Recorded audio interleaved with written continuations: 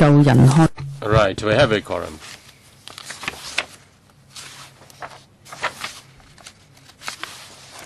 Our meeting will last until 4:30, and we have to end at that time because we have to hand over the room to another meeting.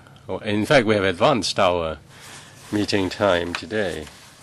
First, confirmation of the minutes. They have been sent to members up to now. The Secretary has not received any proposed amendments. So shall we confirm the minutes? Okay? Thank you. Okay, minutes confirmed. Information papers issued since the last meeting. 4 of them. And they have been sent to members. A letter from Ms. Claudia MO on the relocation of stray cattle in Lantau Island and in Sai Kung, and also other papers by other members, and we'll try to include them on our agenda for discussion. Yes, Ms. Claudia MO. Concerning stray cattle on Lantau Island and in Sai Kung, the groups came to the duty roster member, went to the complaint session. It's not about complaint section. It is not about just an individual case. It's about a policy. I think we should arrange a public hearing so that groups can be invited to come and talk directly to government officials on what is the problem with the government's policy. Okay, we then put it on the list and see how they are going to deal with that. We'll talk to the AFCD and the Bureau. Okay, date of next meeting and items of discussion. If you may refer to the list of outstanding items of discussion, and we have just added Ms. Claudia MO's proposal. Well, there is also the sustainable development of farming or development of sustainable agriculture. It was on the outstanding list. Should we therefore advance this item, say, to June or July, so that we can discuss the government's agricultural policy? Is it agreeable to members? Okay, if there is no objection, then I'll talk to the Bureau, see if they can prepare a review on, or conduct a review on agricultural policy so that we can discuss the policy in June or July. The next meeting, 13th May. A Tuesday, as usual, at 2:30 p.m. in this room. We have arranged 3 items for discussion at the next meeting. They are implementation of nutritional labeling scheme. The first item on the list of outstanding items. The second item for discussion is anti-mosquito control, including bed bugs. Item 2 on the list. And then regulatory control on outside seating accommodation of legal shop extensions by restaurants. Item 3 on the list. So we're going to discuss all these 3 items at the next meeting. The Ombudsman's Office has a consultation paper on the regulation of outside seating accommodation extension by restaurants. And also,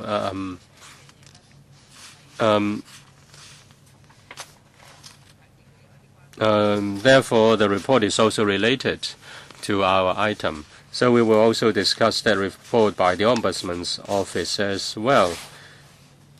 Do members want to make any suggestions concerning our regular meeting in May? Let us move on to the discussion items. We are to discuss several important items, and they are further discussion on proposed updating of Schedule 1 to the pesticide residues in food regulation. In fact, it was discussed in January, and some members did not participate in discussion and left early. And only I and Ms. Ho were left behind, and we noted some problems. And we therefore invited the administration to explain the matter to us. May I welcome the representatives from the Food and Health Bureau. We have Mr. Philip Chan, Deputy Secretary for Food and Health, Dr. Ho Yok-yin. Is Dr. Lee coming? Probably. Dr. Lee is coming. We did discuss it on the 14th of January, and the paper has provided us supplementary information to answer members' questions, including the questions raised by me. Who was the stakeholder asked for the exclusion of the 3 pesticides, and would that affect food safety? Mr. Chen, will you explain that? I'd like to explain to members the proposed amendment Schedule 1 to pesticide residues in Food Regulation Cap 132 CM, and also provide supplementary information on the questions raised by members at the meeting on the 14th of January 2014. First of all, yesterday it was said in the newspapers that the FEH, in proposing to amend Schedule 1, proposed to remove 3 pesticides, and there was also hiding of information of who the stakeholder was. And in fact, they said it was the AQSIQ. That was far from the fact. In fact, at the meeting on the 14th of January, I said that the stakeholder was the AQSIO. The minutes of the meeting and also the voice audio records could be retrieved from the website of the LegCo. It was said that we tried to accommodate to the demand of the AQSIQ and therefore deleted the 3 pesticides. Now, after the AQSIO proposed to delete the 3 pesticides from the list, the Bureau considered the definition of residue and the limit on residue, and we conducted a risk assessment, and we were of the view that deleting the pesticides from Schedule 1 will not bring about any food safety risks. This doesn't go against the principle of food safety, but we will closely monitor the latest development in the international scene in respect of the 3 pesticides, and we will make amendments accordingly. I hope that we can focus our attention on the scientific aspects. And upon members' request, we have provided more detailed information. First, let me speak on the background of the regulation. The director of FEH in April 2012 exercised a part under the PHMSO, made the pesticide residues in food regulation. And the scrutiny was completed in June 2012, and regulation will come into operation 1st of August 2014.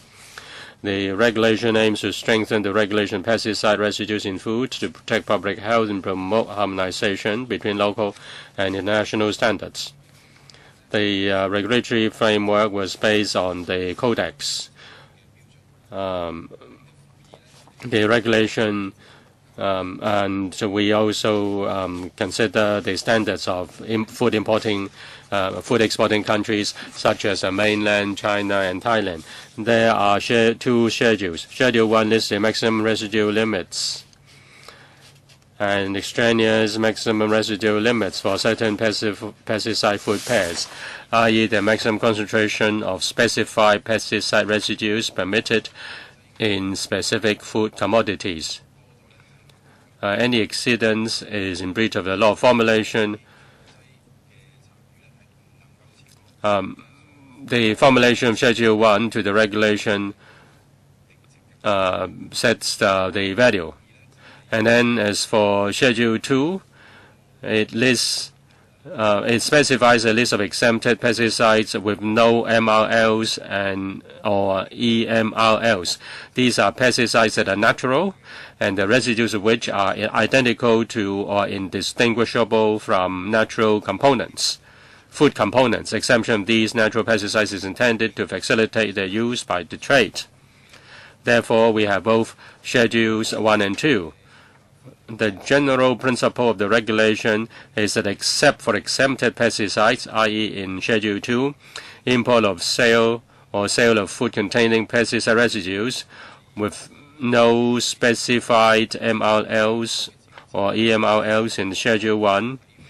Well, if it is specified, then we will refer to Schedule 1. If it is not specified in Schedule 1, then it's only allowed if the consumption of the food concerned is not dangerous or prejudicial to health. So Schedule 1 and Schedule 2. If you are not in either Schedule 1 or Schedule 2, then we'll look at the residue discovered and see whether it will be dangerous or prejudicial to health. Based on risk assessment, the CFS will decide whether the consumption of food is dangerous or prejudicial to health. As we said, when we draw up Schedules 1 and 2, we follow the standard of the Codex in 2012, and we also made reference to standards of the mainland and other major food exporting countries such as the U.S., Thailand, so on and so forth. At that time, available at that time. We also take into account the views received from stakeholders during the public consultation in July and June 2011. We conduct risk assessment. We look at these standards and make sure that the standards can protect public health of Hong Kong. Now, after 2 years, we look at the schedules. We've made reference to the Codex in 2012 and 2013 concerning the latest changes of the limits. As you all know, pesticides are changing all the time, and we've considered the change since the enactment of the regulation in June 2012. We've listened to the views of the trade, and also we look at the assessment of the CFS. Therefore, it is necessary to amend Schedule 1. We've already set out the details in the paper.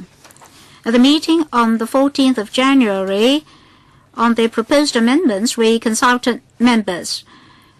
Some members asked us to provide supplementary information on the 3 pesticides proposed to be deleted.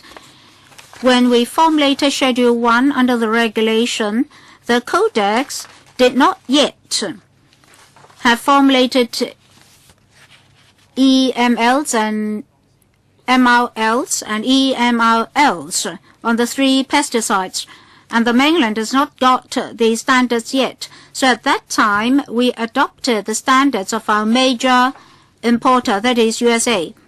In November of the same year, the Ministry of Health and the Ministry of Agriculture promulgated new MRLs for these pesticides in terms of new national standards, that is GB 2763/2012. The mainland adopted different standards on different MRLs and EMRLs from the USA. So if we adopt the standards of the mainland, pesticides imported from the US may be excessive in MRLs. Similarly, if we adopt the US standard, the reverse is true for the mainland. There is as yet no international consensus on the regulation of these 3 pesticides in terms of residual limits and residual definitions. The residual definitions adopted in Schedule 1 to the regulation, which make reference to the U.S. standards, are in fact different from those adopted by the regulatory authorities in the European Union, Australia, Japan, and the mainland. Neither has Codex established any relevant standards. These 3 pesticides are not highly toxic. Taking into account the results of risk assessment based on the local food consumption pattern, CFS considers that removal of these 3 pesticides from Schedule 1 will not pose food safety risk to the general public. However, we'll closely monitor the latest international developments, and if necessary, we'll propose further amendments. We've recommended to the LegCo such amendments in relation to the regulation. Questions from members are welcome. Thank you, Mr. Chan. 7 members have raised their hands. May I know any more? Dr. Kwok-hing, Gary Fan, Claudia MO, Wong Kwok-hing, Chan Chi-chin, Sito, and myself. Any more members who would like to ask questions on this issue? If so, 4 minutes per member, including questions and answers. Dr. Kwok-hing. Thank you, Madam Chairman. After listening to Mr. Chan, I think we've fetched the wrong person.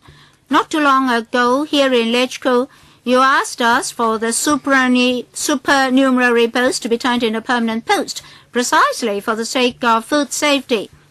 But today, your remarks were actually telling us that we can disregard food safety. You told us that there's no international standard, so we can disregard it. Now, some poisons are on the table. The US and the UK have adopted different standards. Some say that 1 cc can be fatal, 2 cc can be fatal. But then you are now telling us that whether it's 1 cc or 2 cc, you won't regulate the pesticides concerned, including the 3 pesticides on the list that is in Annex 1. In fact, diazoon has already been abandoned by Japan. Nobody is using it. So, in actual fact, we cannot, just for the sake of different standards, so keep them. For versatile aluminium, according to the Taiwan standard, is 20 mg per kilogram. For the United States is 100. Why don't you adopt the highest standard? Why don't you, for the sake of food safety, set a maximum standard for the public?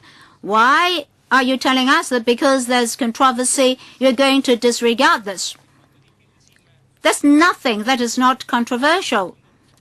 For our labeling laws, they differ among the US, Japan, and the mainland.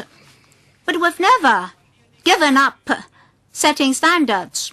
For most of these MRLs, these 3 pesticides are carcinogenic, particularly for thidiazuron and also versatile aluminium and triphenylidene hydroxide. But now you tell us that because AQSIQ of the mainland does not include that as a regulated pesticide, you're going to disregard other standards. So we may be importing hazardous food products, even carcinogenic products. Who will answer this? Mr. Chan or Dr. Ho? Madam Chairman, allow me to say something first. As I said, when we considered this issue, we conducted risk assessment from the viewpoint of food safety. Dr. Kwok mentioned stringency or leniency in setting standards. As I said, the definitions for these 3 pesticides and their MRLs are different. For versatile aluminium, Mr. Chan, any definition among Taiwan, Japan, and USA on this chemical? What different definitions you have? Madam Chairman, can I finish? Oh, yes, please answer. Are you on definitions? Different definitions will... Well, Mr. Chan, would you please make yourself clearer? What different definitions are you talking about? We've set them out in Annex 2 of the paper. That is definitions for MRLs. That is for residual definitions. Yes, 20, 100. Yes, we do have different standards. Mr. Chan, as the definitions may vary, the test results may be different. That's why we explained that if you just take one definition, for example, the mainland definition, then those from the USA may exceed the limits. At the same time, if you take the US standard, those from the mainland may exceed the limits. That's unreasonable. Therefore, it's not a question of stringency or leniency. It's just that different jurisdictions are adopting different definitions. That's why in Annex 2, we set out the different definitions for the 3 pesticides. If necessary, I can ask Dr. Ho to say something from the scientific point of view. Dr. Ho? Madam Chairman, allow me to explain the content of Annex 2. Members have to understand that for pesticides, in the process of use, that is, after using a particular pesticide, the MRL may not be the pesticide itself, but the residual materials. For these 3 pesticides, precisely for the residues or residual materials, we really have to look at the residue itself. Internationally, there's no specific standard. For Hong Kong, we're adopting a standard that is similar to that of the US. For other pesticides like thidiazuron, the residual materials may be toxic. But if you look at other jurisdictions like the mainland, they only choose one, that is trifenadine. And now in Hong Kong, we've chosen pesticides with wide variations. Well, I think you've exceeded your time. Well, you have to queue up for a second round. Gary Fan. Madam Chairman, I'm following up on Dr. Kwok-hing's question. All along, for such amendments, the government would conduct consultation. The government would consult different stakeholders. Sometimes, because there's no consensus among the stakeholders, the government would shelve the proposals. For the Transport and Housing Bureau, we had twice such occasions. But now, in this exercise, after receiving views from just one stakeholder, the administration proceeds to amend the regulation. Is it just because the stakeholder is the AQSIQ of the mainland? Before accepting their views, did the government consult other stakeholders? That's question 1. Question 2, in June 2012, we were told when the regulation was amended, the US standard was adopted. But later, the mainland set temporary limits to these 3 pesticides. So if we adopt the US standard, food products from the mainland would exceed the limits. That's why it's proposed that we adopt the mainland standards. I query why the Bureau has to adopt the standards of the place of origin here, that is the mainland, the AQSIQ. Should the Bureau not balance the views from all sectors of the community before relaxing the standards, instead of just accepting across the board the standards of AQSIQ? That is, there's no regulation at all for these 3 pesticides. Why is it that Dr. Koh Wing Man is so negligent this time in disregarding public health? The Bureau should be the gatekeeper for public health. Why is it that Dr. Koh, with a high popularity rate, had made such a wrong decision? Who will answer this? Madam Chairman, first of all, apart from AQSIQ, the other stakeholders include the Consulate General of Canada, Japan, USA, Bayer Crop Science, DuPont Crop Protection, and Northwest Horticulture Council of the USA.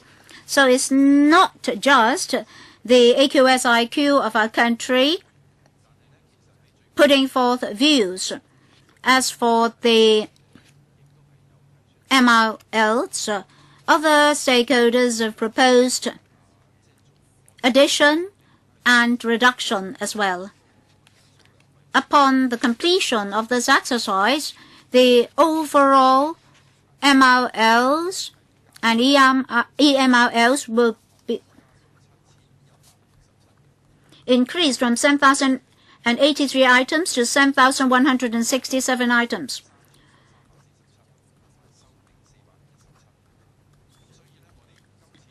We'll add 431, delete 437, and amend 417. So, overall speaking, there will be an enhancement of our restrictions. That is, an increase from 7,083 to 7,167 items. So we've actually considered the result of the risk assessment before we made this decision. The risk assessment has already been set out in Annex 3 of the paper. I have nothing to add. Mr. Fan, do you have anything to add? Well, there's still some time left. But what about different definitions among different jurisdictions? Can we adopt the higher standard? Madam Chairman, for our country and the USA, they are both our major food importers. So we cannot just emphasize one and neglect another. Well, can you follow the mainland standards for food products imported from the mainland and then the American standard for food products imported from the USA? Well, in reality, there are problems. If you look at an apple or some other fruits, you can't be certain from where it's from. So what standard should we adopt in testing? So in terms of operation, there may be difficulties. Maybe the CFS can supplement. Well, just wait. Next, Ms. Claudia MO. Well, the fact is, the food safety standards of Hong Kong are viewed as being the same or to be standardized with the mainland standards. Well, this may become an international laughing stock or international scandal. I think by doing so, your mistake is even more serious. You said you consulted the consulates general. Well, they propose additions and reductions.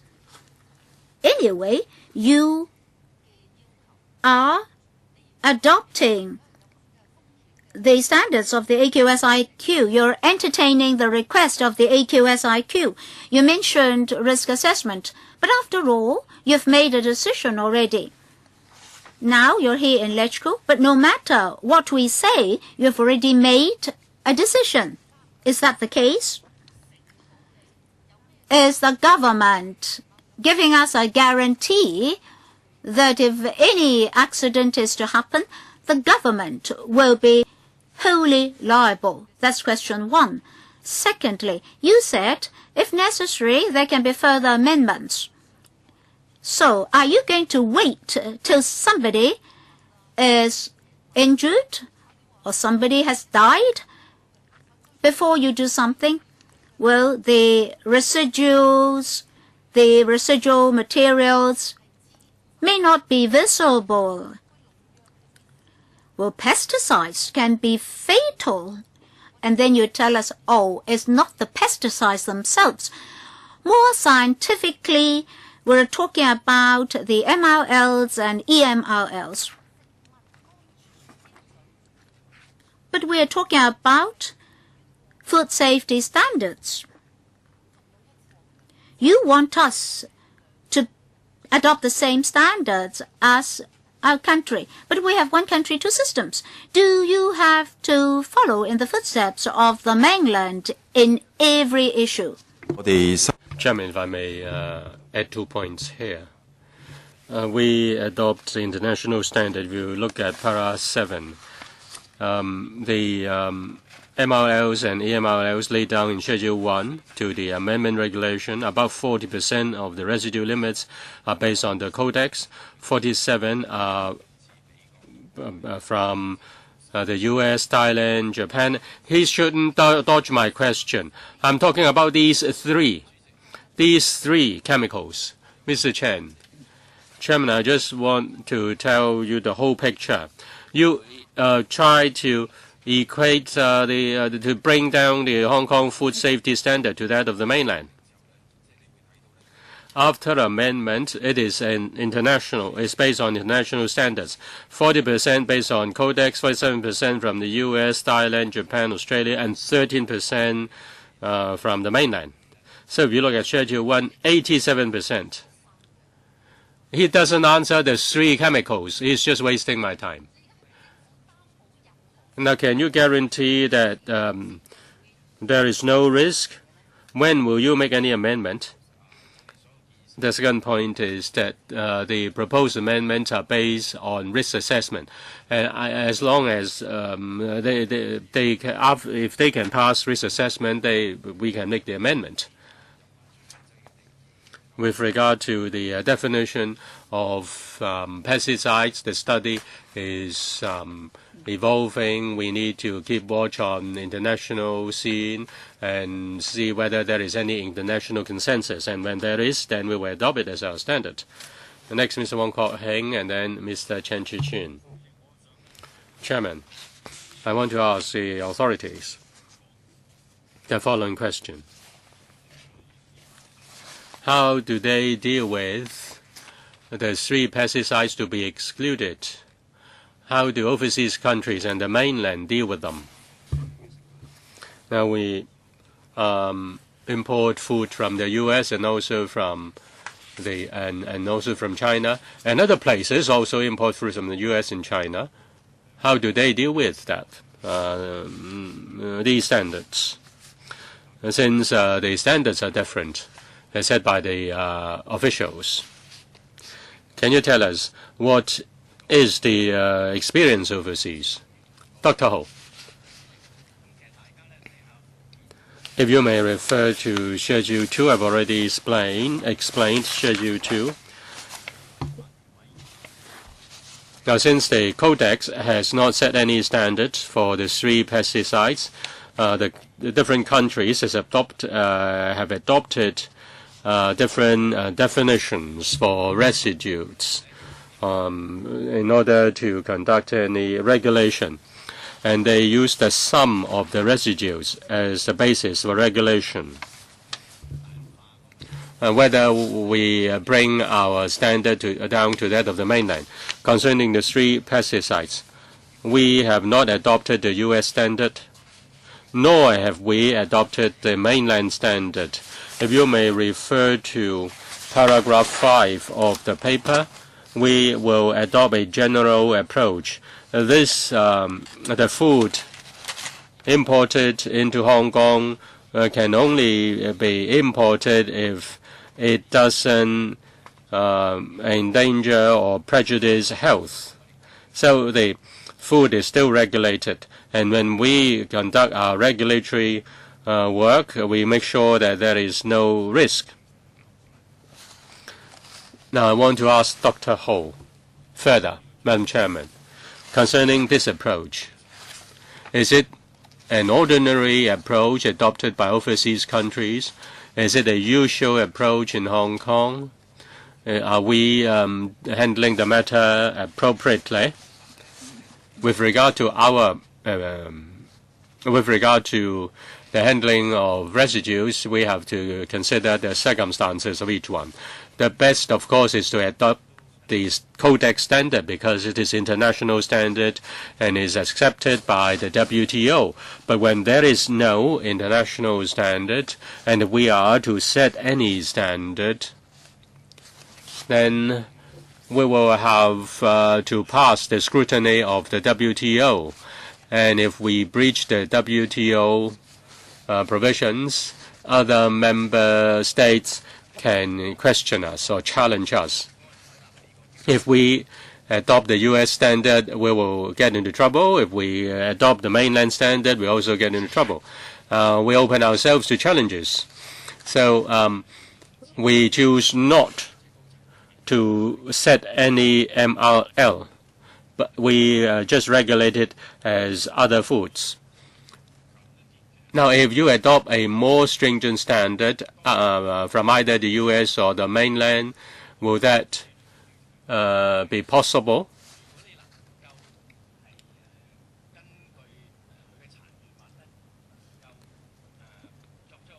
If we can make a judgment on the schedule or on the residue as to which standard is more stringent, then that can be done. But if you look at the definition of residue, just basing on the definition, you really cannot assess which one is more stringent.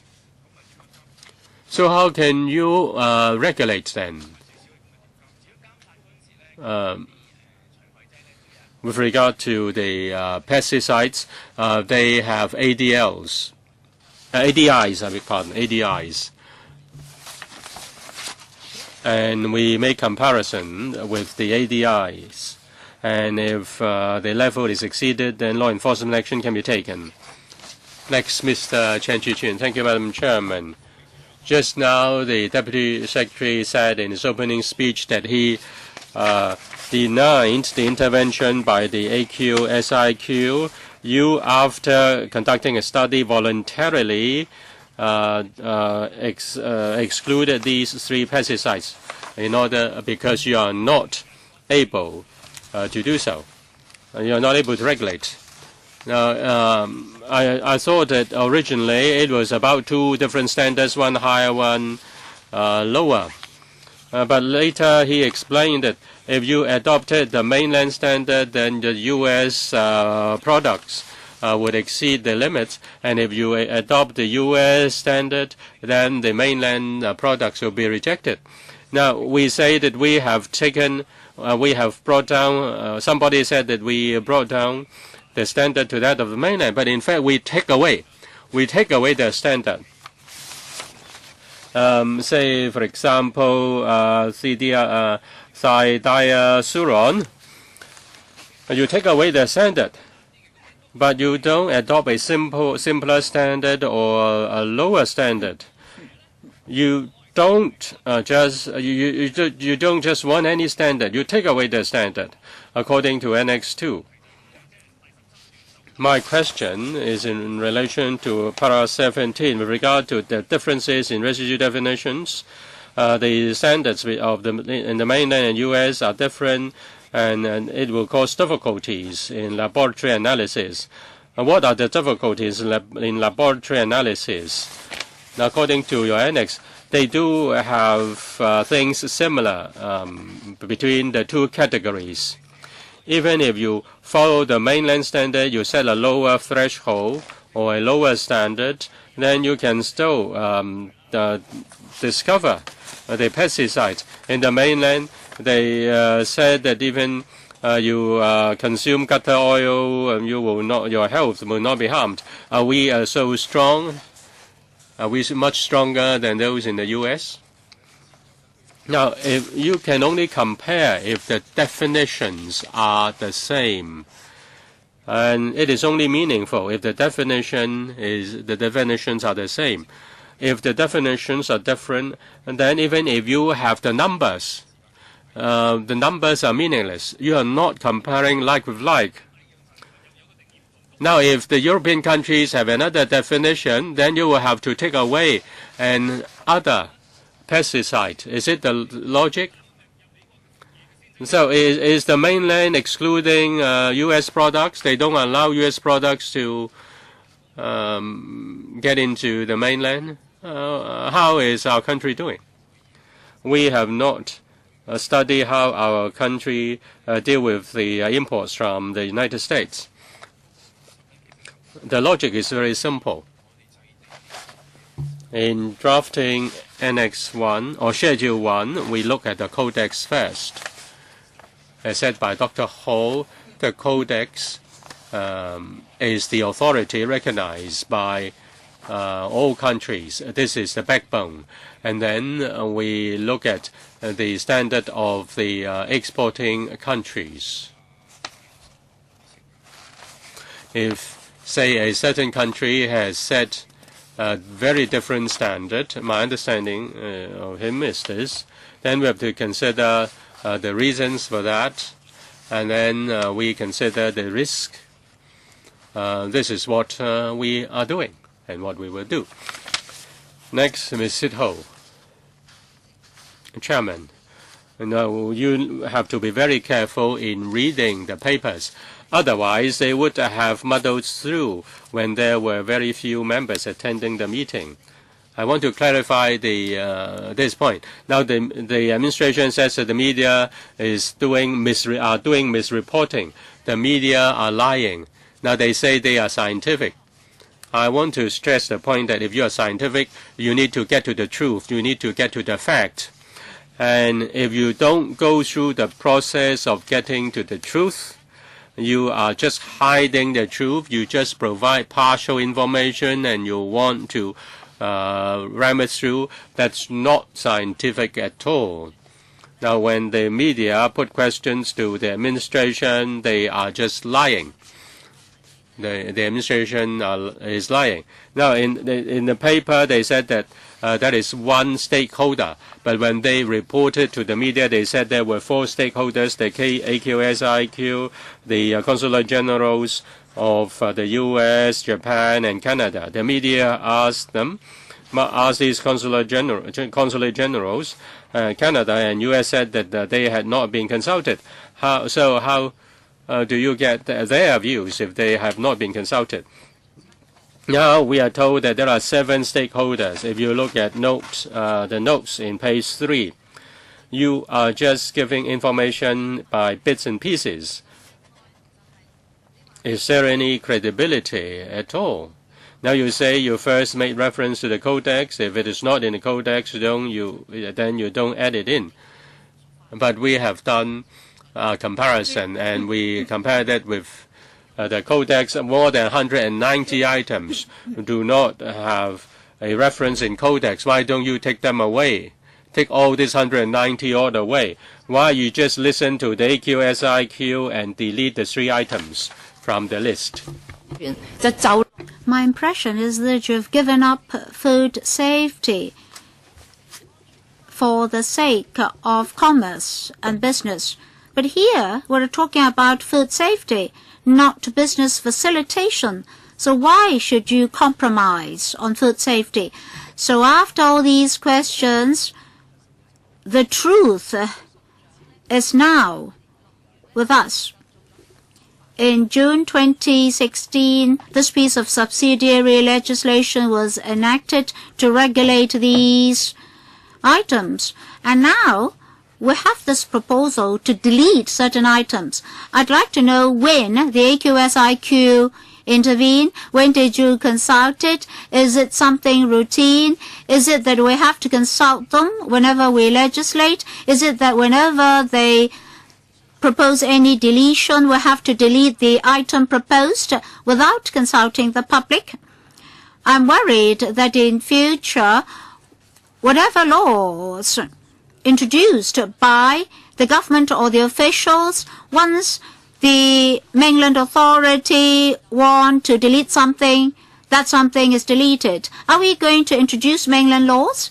Do we still have one country, 2 systems? If Hong Kong and the mainland have different standards, we should adopt the higher standard. But now you indicate to us that you adopt the lower standard. So in future, in terms of enforcement, what will your policy be? We're concerned about the routines. This is just an example that expose the fact that in terms of regulation of food and food safety, you can act like this. So, Madam Chairman, we would like to know the whole process, and in future, what standards will they be adopting? Time's up.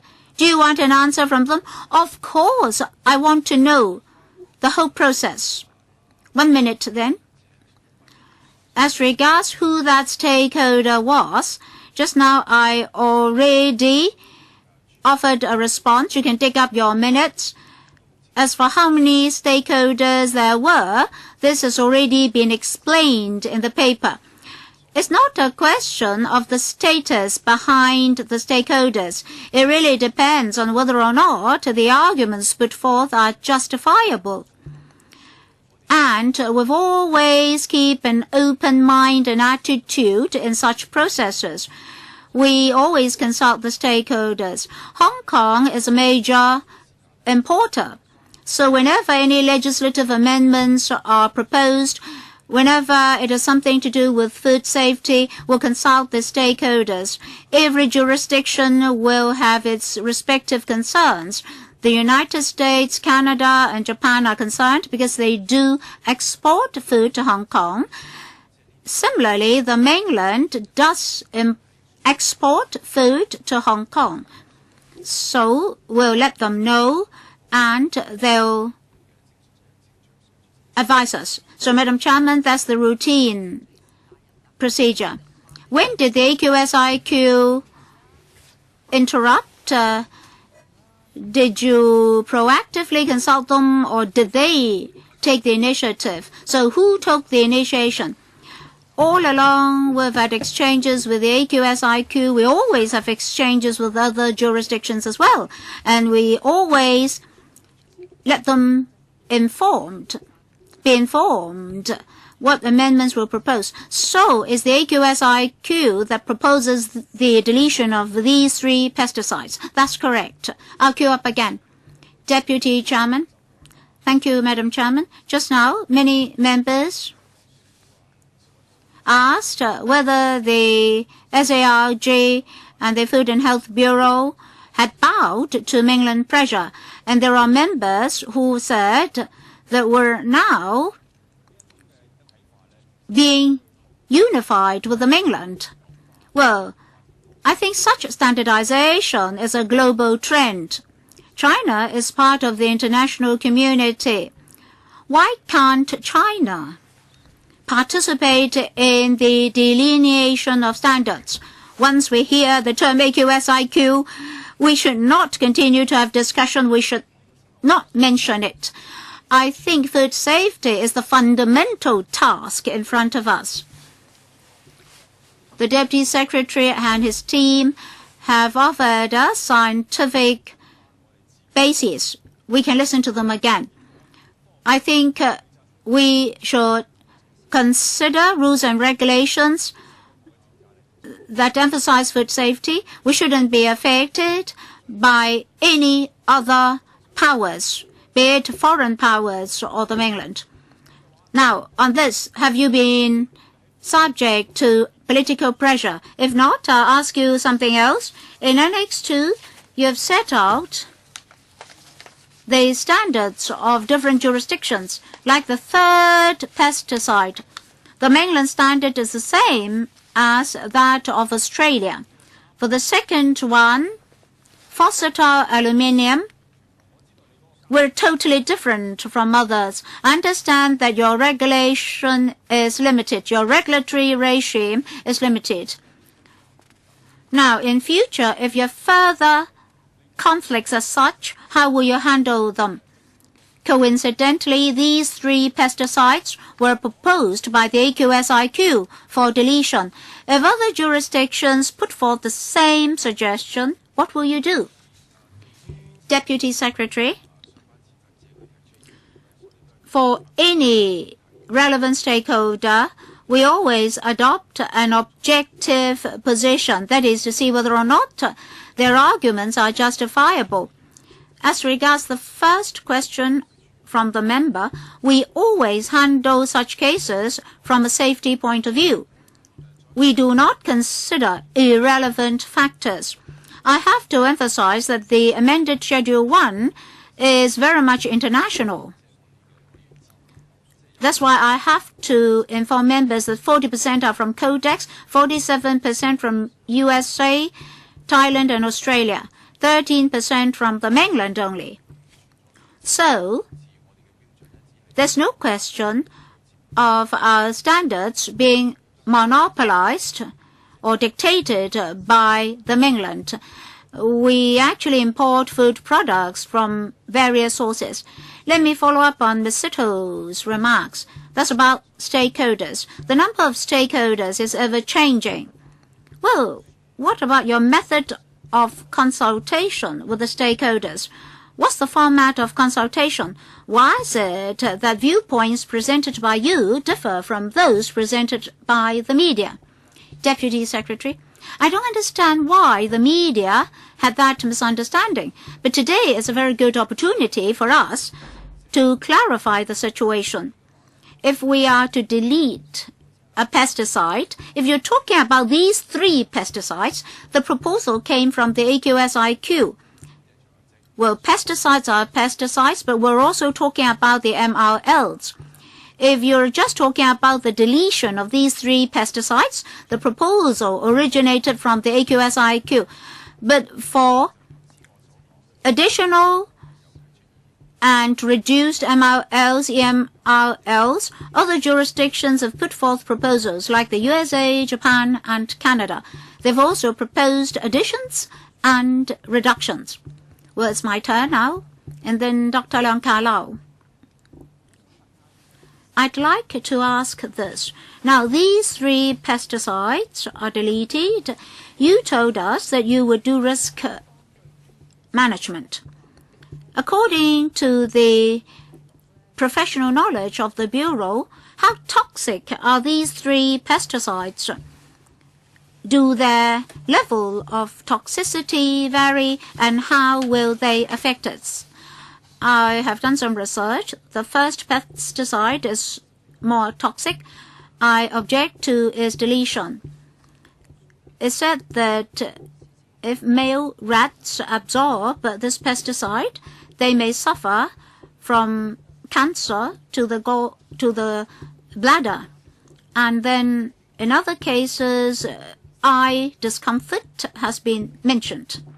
Now, after deleting these 3 pesticides, what sort of gatekeeping we still have against the residues? I'll defer to Dr. Ho for toxicity. Indeed, among the 3 pesticides, TPTH is most toxic. It has a stronger toxicity. But basically, the toxicity will be stronger if breathed in. But if it is eaten or swallowed, then the level of toxicity will be lower. And these 3 pesticides are not the strongest toxic pesticides. Yes, TPTH is carcinogenic for animals, but there's no proof for humans yet. For the deletion of these 3 pesticides, if necessary, in future we can test the food concerned to test for the level of toxicity as against ADIs and MRLs and EMRLs to see whether standards are exceeded. In Annex 3, we've cited some examples. Now, you're most concerned about TPTH. If it is absorbed through potatoes, the original EML as a standard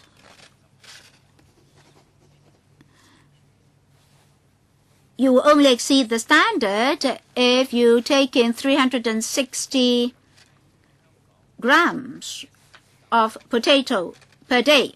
For those people who consume more potatoes, every day they only consume 45 grams of potatoes, so an 8-fold room for maneuvering. So it depends on the daily intake and whether or not you're taking in the food on a prolonged basis before you can ascertain the risk of cancer. But if you eat all these, then accumulatively, the rate of contracting cancer may be lifted across the board. Well, that chance is not high because we're talking about 300-odd pesticides. We're not talking about just one or two choices for you, so you can choose your pesticides. And not every pesticide is effective on each and every species. Well, for residues, we don't have international standards, but each jurisdiction has set an MRL. Can we do it like this? Potatoes imported by the from the USA, we adopt the US standard. That is, in the United States, they don't want to eat potatoes with a higher contents of such pesticides. But for apples from the mainland, we'll adopt the mainland standard. We won't adopt the US standard for these apples from the mainland. But if you are deleting these 3 pesticides, is it tantamount to no standard at all? Well, in terms of protection of food safety, as we mentioned, we can carry out risk assessment in terms of protecting public health. Next speaker, Dr. Leung Ka-lau. Well, I'll also talk science. I hope I've not misunderstood the government's proposal for deletion. These 3 pesticides will be deleted from Schedule 1. That is, they will not be regulated under Schedule 1. The government gave a reason. That is, for every substance, there's an MRL. And different substances are put under different standards in different jurisdictions. For example, some jurisdictions may, for the first residue, set a certain standard, and other jurisdictions may set standards for the other 3 or 4 residues. But now you're adopting a different method. You conduct your own risk assessment. And your method of risk assessment is set out in Annex 3 of the paper. That is, you resort to another method to regulate them, not to the method in Schedule 1. That's my understanding. Well, talking about science, I think the government should list out all the pesticides under Schedule 1, not Schedule 2, because Schedule 2 is really confusing to me. For example, TPTH. In the United States, they have at least 4 to 5 residues. Should you not deal with all those residues? Say if there are 10 different jurisdictions, for these 10 residues may choose to regulate only some of them, and you should also give us the details of regulation. And in the same table, you compare that with your risk assessment approach. And then we can compare whether your proposal is... then I can look at your approach and then compare that with the approach of other countries. And then I can decide whether your approach is safe. It's all about science. Scientifically speaking, if you give me a paper and ask me to conduct a review, then I will throw the paper back to you, draw up a table to make a comparison.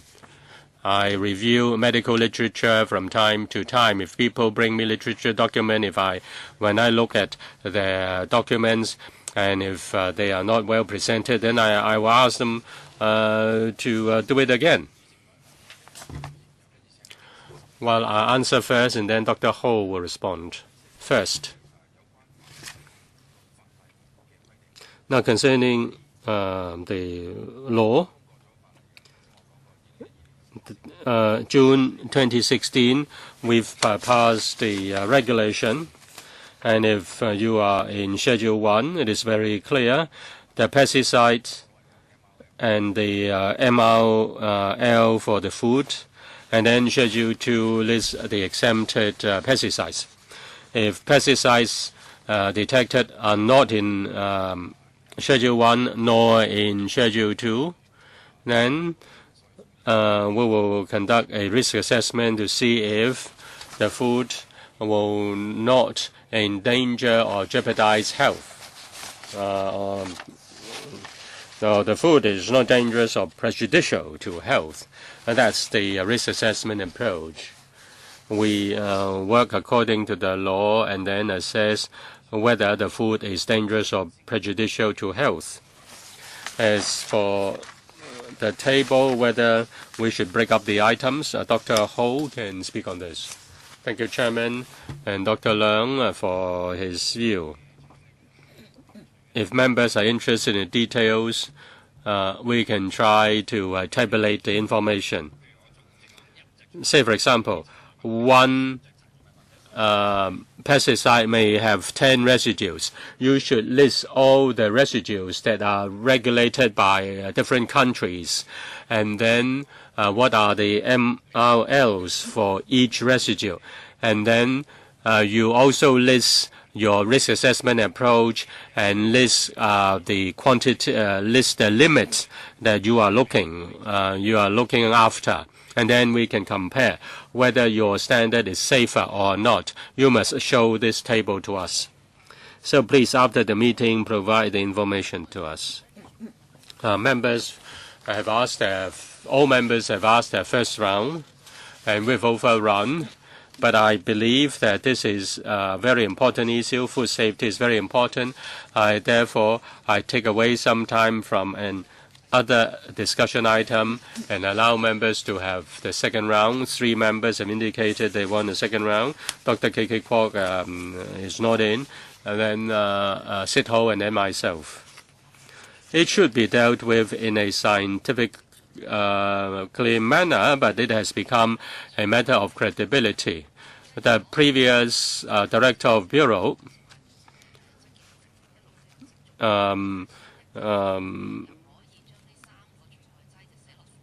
listed these 3 pesticides in Schedule 1 and get it past the law and got it past the law and will come into effect on the 1st of August. With the new director of Bureau, then the AQSIQ interfered. So I'm not convinced by the explanation given by the official. In fact, the media and also this council have asked questions and we were given information in bits and pieces. If the Deputy Secretary doesn't understand why the media have such allegations, then look at the replies given by your IOs. The media reported the information given by the IOs. I have 2 questions concerning these hundreds of pesticides, not 3 of them. I believe many of them have different standards regulated by different countries. Does it mean that when there are different standards, then you will withdraw or you will delete the pesticides from the list and then you adopt your risk assessment approach? Now, concerning the pesticides in Schedule 1, are they having the same standards regulated by different countries? Answer me in writing. Another question is about this negative vetting arrangement. Once it is gazetted, it will come into effect within 7 weeks at most. But there may be filibustering on the budget, and therefore it may exceed the time limit. Please do not. Please try to be fair. Put it table it with the council later, so that you will do everything above board. Please gazette it after June. On one point, I want to respond. I've said it, and I have to repeat it. When it was enacted in June 2012, the Codex didn't have the MRLs for the residues by Codex, and the major supply of food and vegetables from the mainland. The mainland didn't have this standard. We therefore adopted the standard of the U.S., which is a major food exporter to us. But in October, or rather in November 2012, the Ministry of Health issued the MRLs for these 3 types of residues. And therefore, we have to make a decision. The AQ, SIQ has made such a suggestion, and therefore we have to consider this issue. The second question is when did we introduce it? In fact, it will come into effect on the 1st of August. Concerning our amendment, the amendment has to come into effect in tandem with other provisions, and therefore it will come into effect on the 1st of August as well. All along the plan, this is a timetable, and we have to do it. The law will come into effect on the 1st of August. And we want to have the latest standards available. Now, if it has to come into effect in August, in fact, members have raised concerns, many of them, whether we have any standard, whether our standard is worse than other countries. And also there are scientific issues. The information provided is not adequate. Now, when you get set the law, members may ask for setting a committee to scrutinize the proposal. And if we insist on having a standard, how are you going to deal with it? Will you include these 3 items back into Schedule 1? We have yet to introduce the regulation. We've heard members' views today. We are listening very carefully.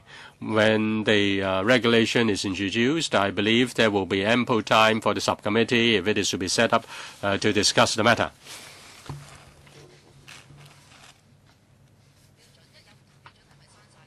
Can he provide the information in writing concerning the hundreds of items under Schedule 1 today? Do different countries adopt different standards? Now, that is their argument, and therefore these 3 items are deleted. Say the U.S., mainland European countries have different standards. In fact, there are standards, but they don't have uniform standards. That's the reason they want to delete them. I don't believe other items also have uniform standards among various countries. Then why those items are not taken out? Yes, please answer the question in writing. Dr. K.K. Kwok, you have 3 minutes, your second round, and he's the last one in line. Even if we argue with you here, I don't believe you can give us any meaningful reply. Can you list the details? What items have been discussed in this committee or this panel? We've discussed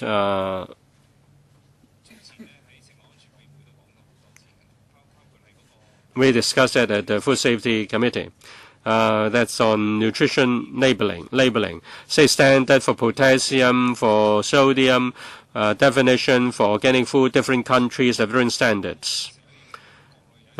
Codex is one thing, the mainland is another thing. The standard is different in other countries. When can you have a standard?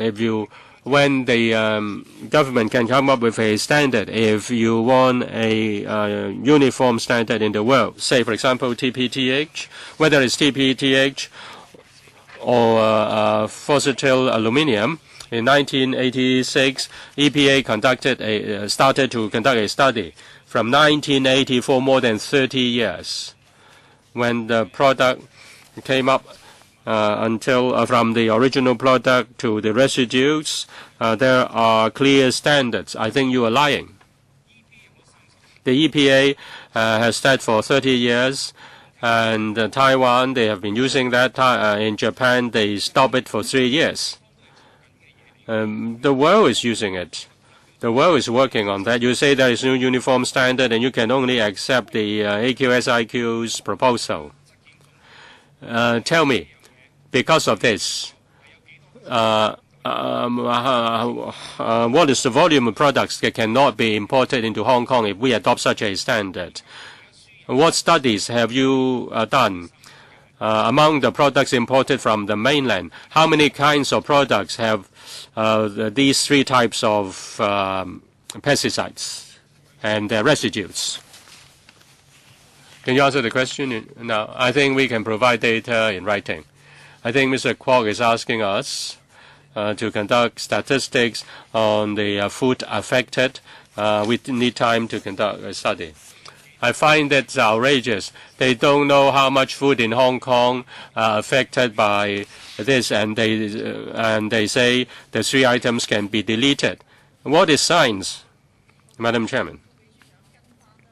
The Deputy Secretary, please provide the information asked for. Otherwise, well, I have to respond. In fact, we have gone through the risk assessment as spelled out in Annex 3 before we made a decision. And they have done risk assessment, and they don't know what kinds of food containing these three items. You cannot just say that it's food assessment. How many kinds of food have you tested for these three items? Please provide the information after the meeting. Okay, we draw a line here for this item. Thank you, Dr. Ho, Dr. Lee, and also Mr. Chan. After the item is gazetted, it will come back to the House Committee and we'll discuss that. We don't need to vote on it today. Okay, next item concerning the legislative proposals to amend the liquor licensing regime. Since we have overrun, let's try to finish our discussion at 10 to 4. We have Dr. Chen, Under Secretary, who will introduce the paper by the administration, and earlier on the research division is also tasked to conduct a study on the liquor licensing regime in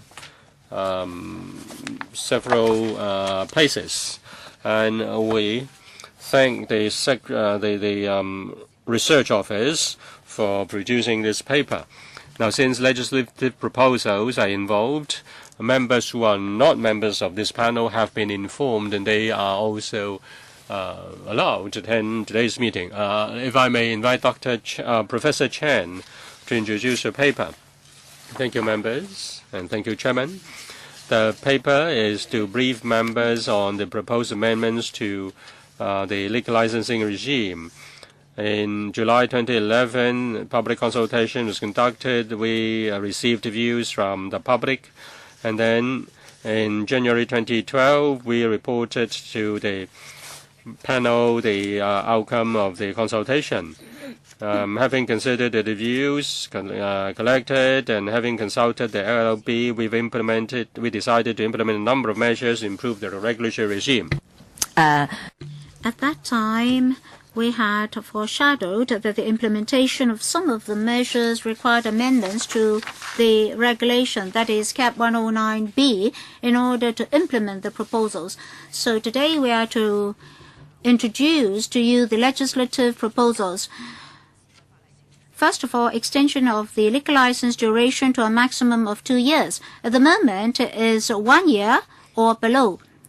In 2012, we reported to the panel that we would like to propose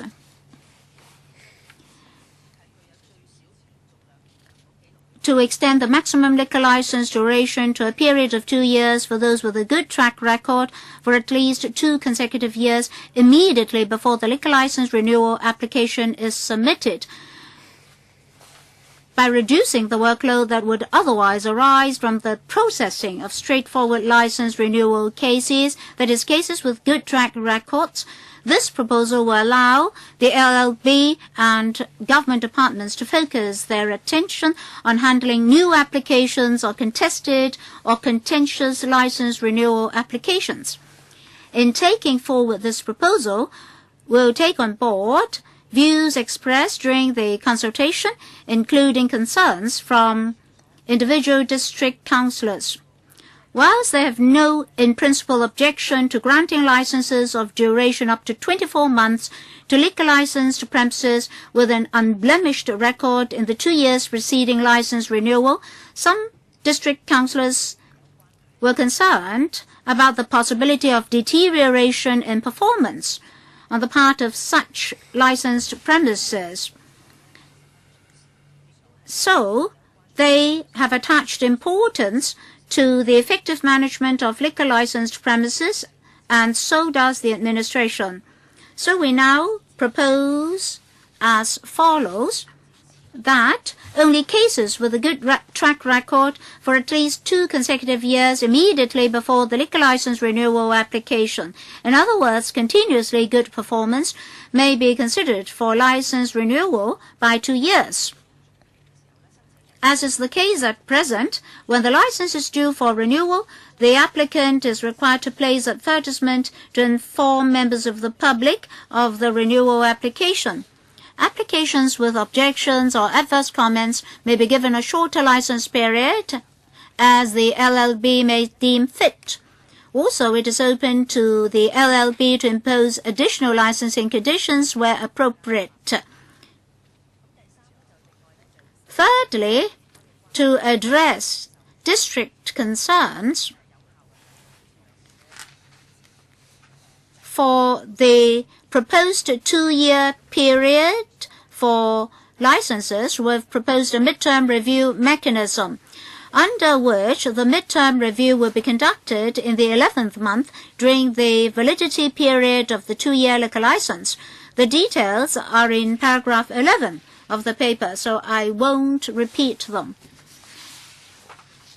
As regards advertising an application on free channels or media such as the Internet, under the present regulation, the applicant has to place advertisements in local newspapers and pay the relevant fees. In order that such arrangements can be implemented smoothly, we'll allow applicants to place advertisements on the Internet. Apart from notices on Internet, the same notices would be uploaded to the LLB website. The applicants can also apply for placing a notice, an advertisement on the LLB website or the Internet. All such applications will be uploaded to the LLB websites, and the applicants concerned won't have to pay a fee. Now, this has already started since November 2012 and has proved to be effective so far. We'll monitor the feedback to this new arrangement under Phase 1 and take the matter further. Application fees will have to be paid by the applicant. So if the applicant is not required to pay any fee, we'll have to amend Regulation 16.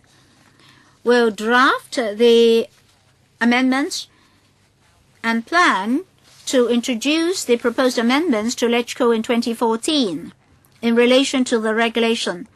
And just now we received from the LegCo Secretariat a number of the study report on a number of overseas jurisdictions, and we're willing to consider the contents of that report. Well, any member who would like to speak? I saw some hands. Any more? Wong Kwok-hing, Kwok-hing, myself, Dennis Chan, or Kenneth Chan, and then Paul Tse. Any more? No more? Then 4 minutes. Questions and answers. First, Mr. Wong Kwok-hing. Thank you, Madam Chairman. Concerning the amendments introduced in the paper, I'll support them. In particular, for the liquor licensee, if he has a good track record, in the 2 years immediately before renewal, it's appropriate to grant him a 2-year renewal. My question is, in this review on liquor licensing were most concerned about those bars on the upper floors. For the operators as well as the customers and also the residents in the same building, there may be potential nuisance. Why is it that in this review, upper floor bars were not included? My second question is, for Soho area in Central, all along, the Kaifongs in the Soho area have been very concerned and have asked for a review, because such bars have impacted hugely on the residential units in the area. So why is it that this aspect is not in the review? I'll defer to the Deputy Secretary for the details in response to Mr. Wong Kwok-hing's questions. Thank you, Madam Chairman. Concerning upper floor bars, in the course of consultation, we did receive quite many views on the issue. In the whole review process, another proposal had appeared, but that had nothing to do with legislative amendment, so we've not included that aspect here. For upper floor bars, we did receive views that the LLB should tighten its regulatory regime. And in actual fact, after listening to such views, the LLB did two things. First of all, guidelines were promulgated to inform the public the factors of consideration for upper floor bars. When vetting a case on an upper floor bar, what would be the areas of attention? Secondly, to enhance transparency, in that set of guidelines, emphasis would be placed on a certain number of aspects. First of all, capacity. A higher safety coefficient would be adopted. And then in the licensing conditions, it must be specified that the licensees of all upper floor bars had to take a training course. Thirdly, for all premises with a liquor license, the LLB would, where noise pollution is serious, adopt more stringent licensing conditions. Mr. Wong Kwok-hing also referred to the Soho area.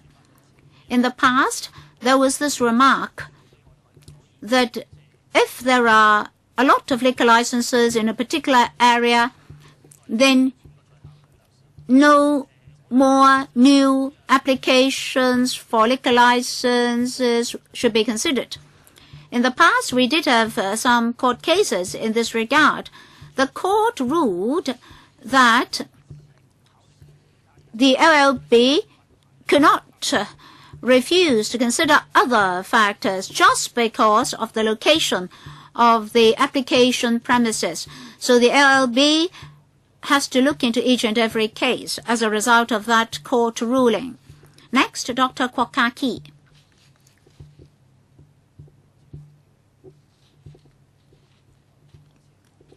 The government has put forth these proposals.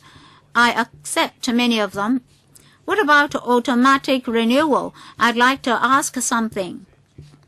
At the moment, many owners and tenants, when facing a liquor license application, will say that within 2 years, the modus operandi may change. There may not be any change in the license holder, but the modus operandi may change. So if it is an application for a 2-year renewal, if the premises concerned has attracted many complaints, then the renewal should be for 1 year only, subject to a review. There's no reason for automatic renewal for such cases. For those with a good track record, of course, you can review you can renew the license for 2 years. But for certain cases, for example, those with complaints from the kaifongs, you should only give them 1 year. As for advertisements on the internet, you see at the moment not everybody buys newspapers. But for the ordinary kaifongs, they may not surf the internet. Many kaifongs are elderly people. They don't use the internet. They won't know of these renewal applications. I think for planning issues, it is stipulated that notices have to be erected at certain locations on the application site. So when it comes to renewal, the operator or the licensee should be duty-bound to inform the residents in the building or the tenants of the building. Upper floor bars are really risky and hazardous in terms of ventilation, fire hazards. Just go to Mong Kok Yamate and Tsim Sha Tsui. You'll find a lot of these upper floor bars. If anything is to happen, everybody will say it's not his business or duty. But sooner or later, something is to happen to these upper floor bars.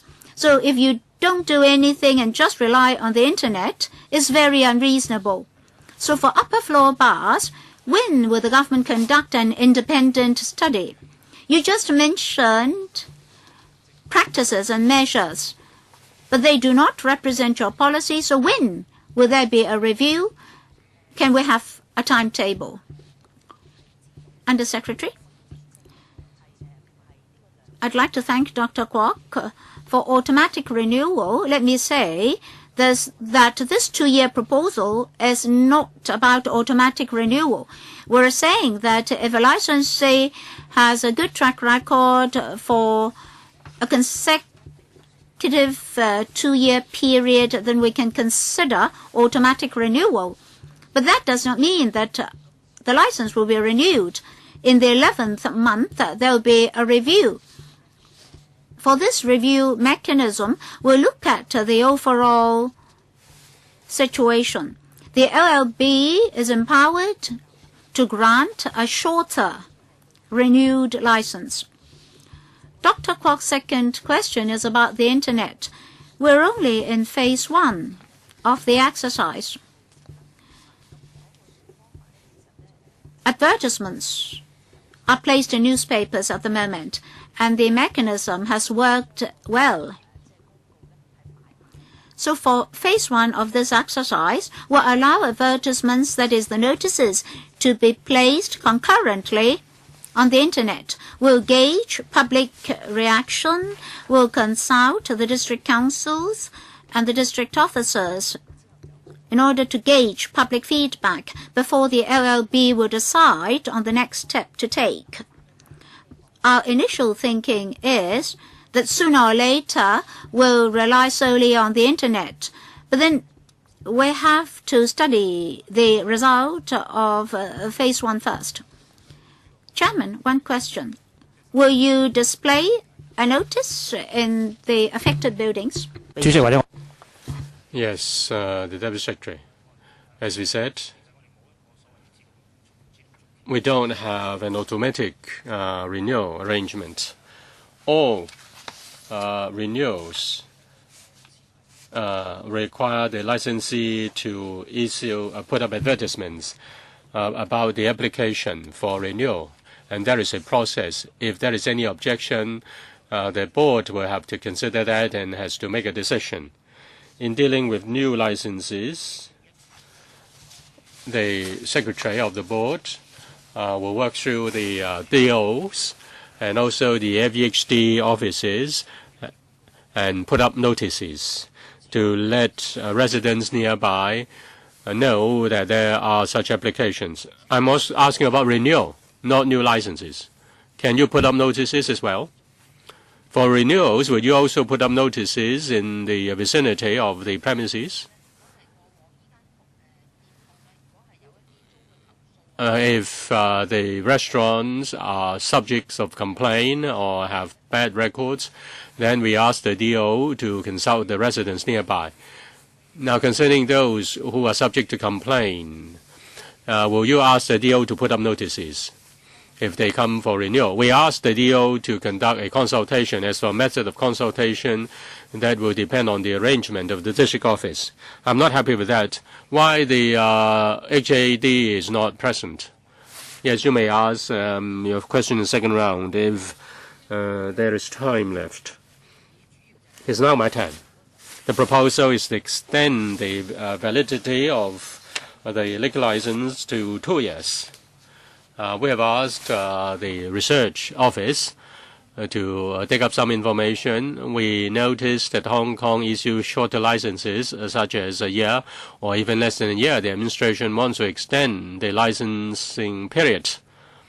According to the research report, there are a number of issues, say composition of the liquor licensing boards. There is, for example, judges, and also judges are members, and also elected members, elected parliamentarians in the board. And there are also complaint handling mechanism and also review mechanism. They have all these in order to protect public interests. I'm rather disappointed concerning this. You just focus on extension of the period. In fact, the Democratic Party members asked me to oppose that, and local people also asked me to oppose that. We need a comprehensive review. We need a comprehensive consultation. We have such a good research document before us. I think the Bureau should start a comprehensive consultation instead of asking us to implement your changes in bits and pieces. Hong Kong is different from other countries in the sense that the restaurants and bars are just beneath residential units or even among residential units, and they are causing a lot of nuisance, in particular in Yau Chim, Mong, Kowloon City, Central and Western District. There are many such bars causing a lot of nuisances. Now, people suffered from nuisances. When they complain, they have nowhere to go. The liquor licensing board just ignore them. Liquor licensing board just issues licenses. And after the license, a license has been issued, there is no complaint mechanism. And when people call, have any complaint, then they call the police. And the police is not tasked to handle licensing, the liquor licensing. Even frontline officers are asked to handle that. But according to the police, they have no power to deal with noise emitting the noise inside liquor licenses, liquor license premises, and it is the matter of the EPD. But EPD is always EPD just is not available, because when the bars are making a lot of noise, they are usually making such noise in the small hours of the morning, and the EPD is staff are off work. Now you propose to extend the license. There will be strong objections by the local people. Are you favoring the interests of the bars and restaurants, and you have ignored the interests of the residents? Thank you, Chairman. Now, this is an amendment to change a proposed amendment to the law. As said by the Deputy Secretary, we have other measures to deal with upstairs bars and also noise. We have another approach to deal with them. We issue guidelines, and there are also other licensing arrangements, and in fact they have been introduced by the Liquor Licensing Board. As for our present proposals, in fact there are two proposals. They are based on the public consultation in 2011. In January 2012, we reported to the panel, and we briefed the panel on the consultation results.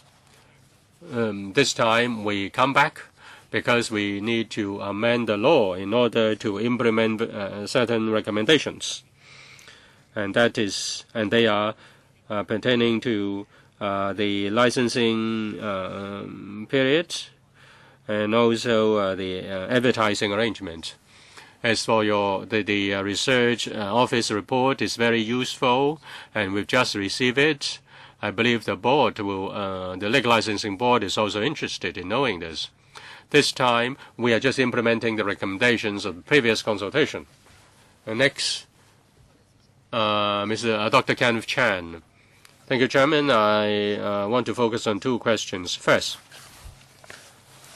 on the ways and means of notifying the residents affected and also the public at large. And the second issue is on extending the licensing period to 2 years.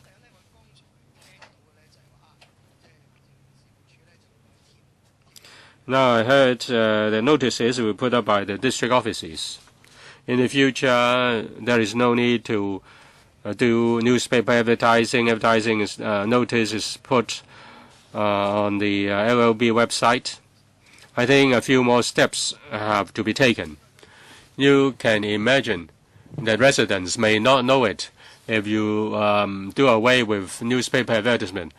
Or even if you put up one notice somewhere, that is still not adequate.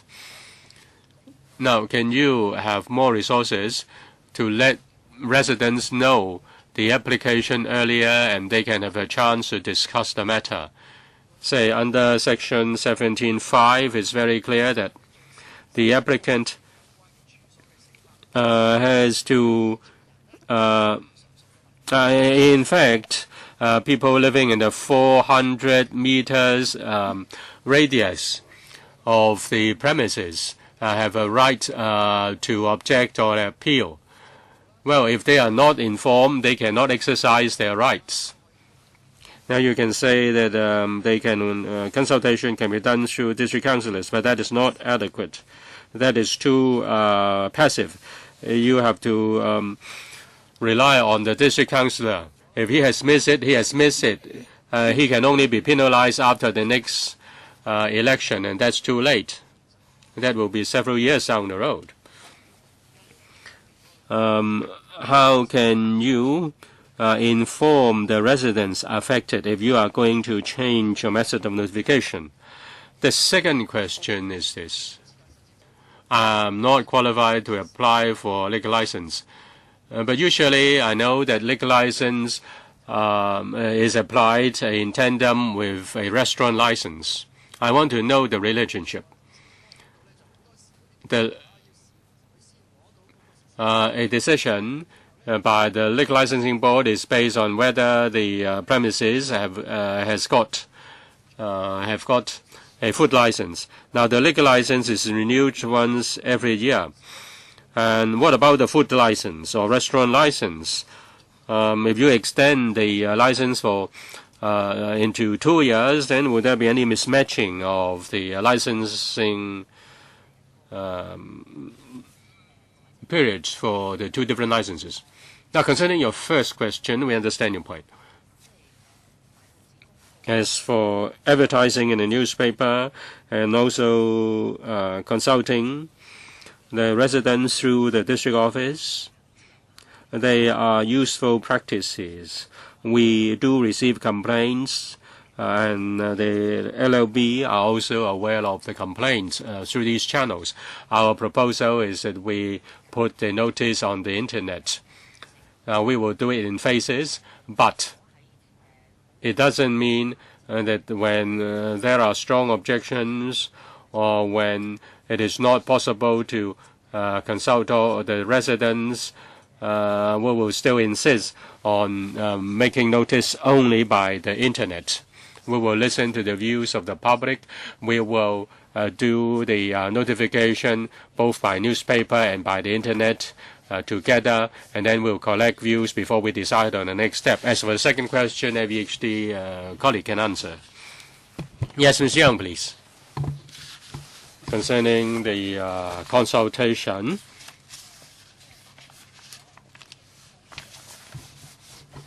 the board knows that people may not know the application through the advertisements or in the newspapers or through the internet. In fact, a notice is put up on the licensed premises. The licensed premises and the notice states the expiry of the license, and there is also a list lodged with the licensing board, and the expiry date of the licenses of the licensed premises are available. So citizens don't need to give comments only upon the expiry of the license. If there is any view concerning a licensed premises, they can make such, give such a view to the board at any time. As for fire safety and environmental hygiene, in respect of the liquor license premises, the board requires the premises to have got a food license first. And the food license has to be valid while the liquor license is valid. And the food license is renewed automatically every year. In other words, the premises have both a liquor license and a food license. I just want to know whether the automatic renewal, the renewal is automatic for the food license. Now you will get renewal every year, but for one reason or another, the food license may not be renewed. And then if the liquor license is given for 2 years, then how can you deal with the mismatching, though it is potential? And the second question is on notifying the residents, and more has to be done. I do not question the present practice, but a few more steps have to be taken so that the residents affected can know the application much earlier. Next, Mr. Paul Chair.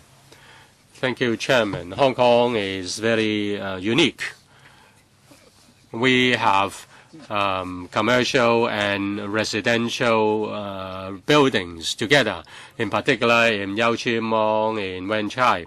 We have to consider the needs of the residents, the residents affected by the nuisance, but our business sector also have to be considered.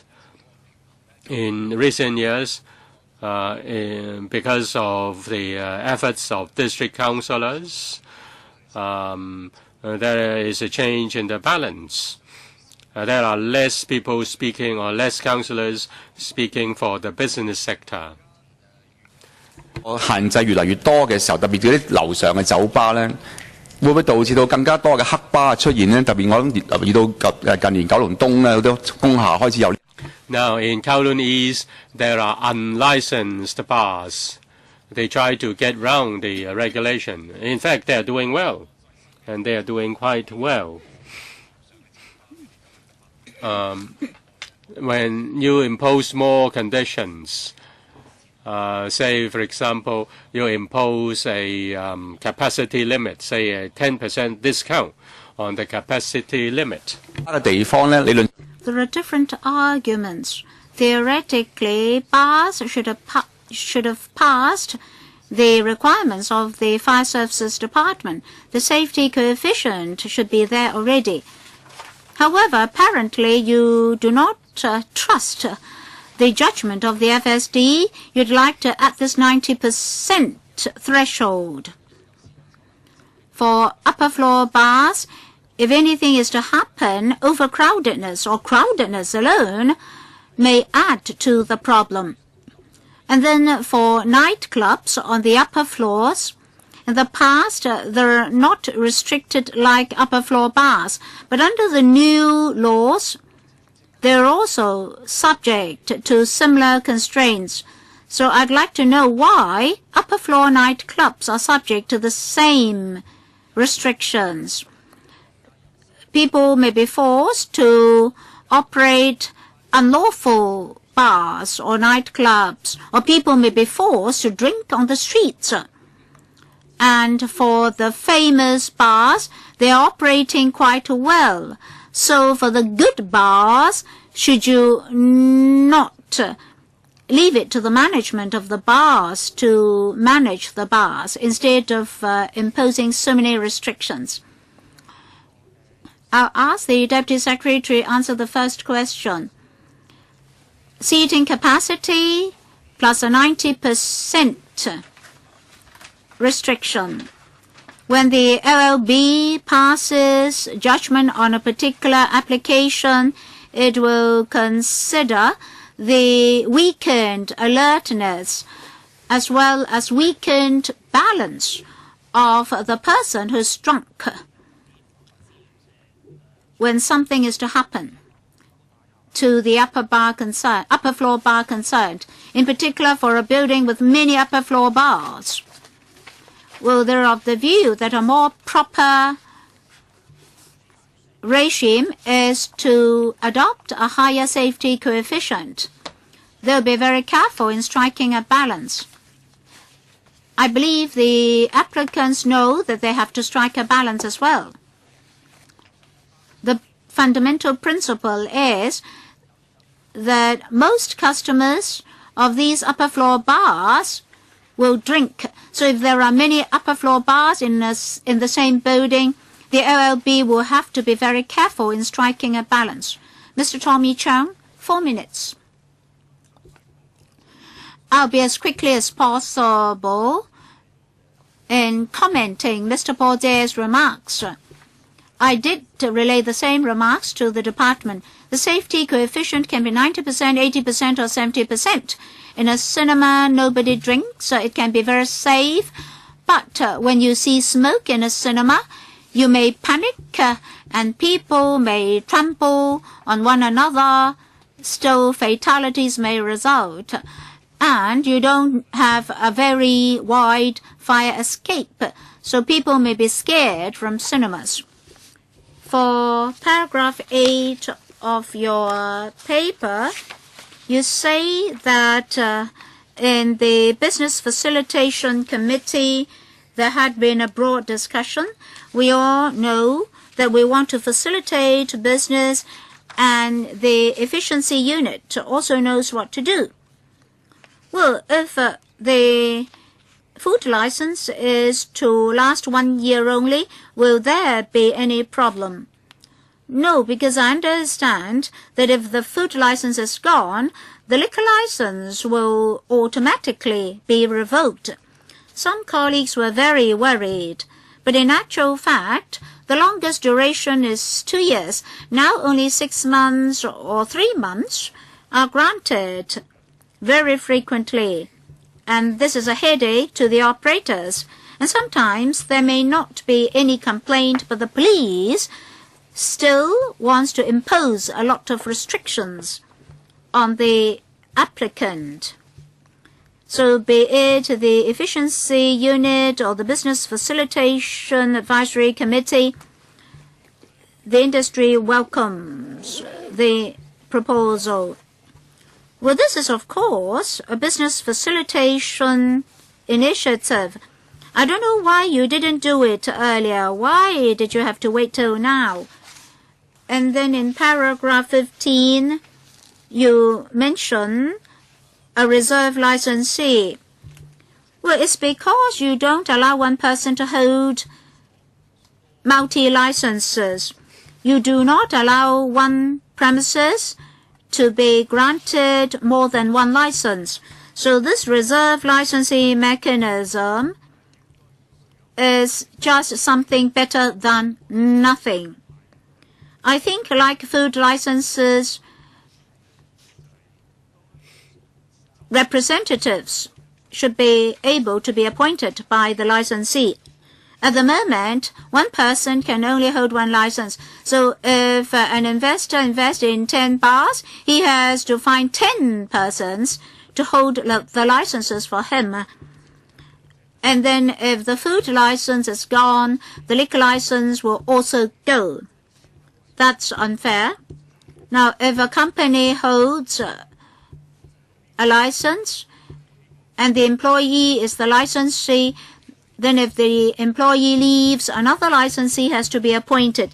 So this is just better than nothing. As for the upper floor bars, as Mr. Paul Dare said, some of these establishments are actually not bars. So still, they are very worried. Will you say that your proposed legislation will be implemented in phase? But in actual fact, you've already implemented the proposals. Well, some so-called upper floor bars are actually karaokes. Some do not sell a great deal of liquor. Still, you call them upper floor bars and they have to take out a liquor license. So I think you'd better delineate very clearly what upper floor bars are. Sometimes just because there is a dancing endorsement, you have to change the safety coefficient. You want 90%, you want to cap the number of people in the premises, etc. Well, no more time for answers. We've completed the first round. For the second round, Dr. Kwok-hing is not here. Only Mr. Tommy Chung and I are here. Let me ask first. 2 minutes, all right?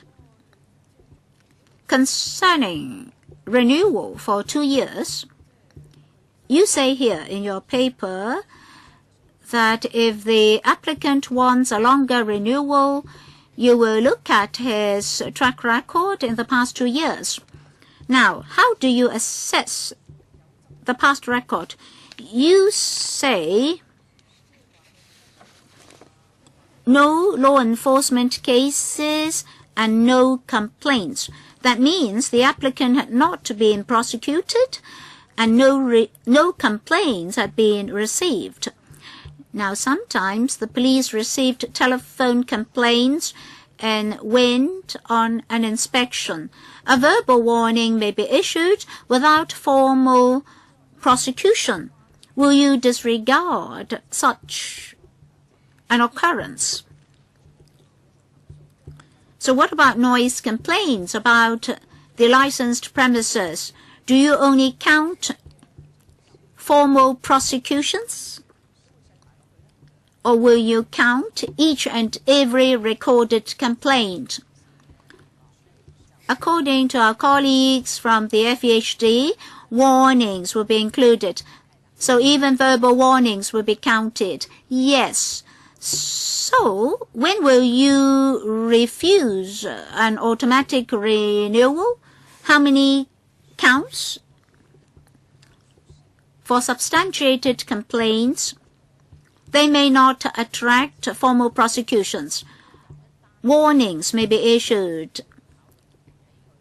Even if there is one complaint, the LLB will still consider not granting an automatic renewal of 2 years. Next, Mr. Tommy Chung, 2 minutes. Madam Chairman, I'll be quick to follow on your question just now, which is quite redundant. Just recently, we had a complaint about 6 streets. In fact, the streets were very quiet, no noise at all, and upon appeal, a liquor license was granted. What I mean is that nowadays, people lodge complaints even when there's no noise at all. So, in that particular case, the applicant was granted a license upon appeal. Well, that's actually a waste of time and energy. So don't say, if there is no complaint. Let me tell you, nowadays people complain even if nothing occurs. So 1 minute and 6 seconds left. Undersecretary, please answer my question. I actually want to defer to my FEHD colleague in relation to the definition of upper floor bars.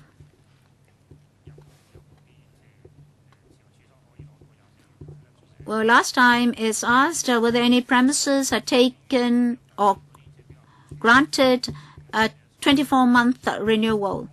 If we look at the overall statistics, if we adopt this new mechanism, that is, those with a good track record can get a renewal of 24 months, we envisage that about 80% of the applicants will be able to be granted an automatic renewal of 2 years. Maybe we can set extra licensing conditions, but at least these applicants will be able to reach the threshold. We have to look at past track records. Given our present records, 80% of the licensed premises may be able to reach that threshold. What about my previous questions? That is, questions asked in the first round. Can you answer them? 1 minute. Can you do so? For upper floor bars, they mainly sell liquor as their major business, like a bar. And then they are situated on the upper floors of composite buildings. So that's a broad definition for upper floor bars. For shopping centers, for hotels, and places of entertainment, upper floor premises selling liquor will not be included. All right, final speaker, Mr. Porter, 2 minutes. Thank you, Chairman. Recently, on this issue, I visited the bar area of Tokyo, Japan. Well, some buildings actually welcome such bars because they treat such bars as part of their ordinary life.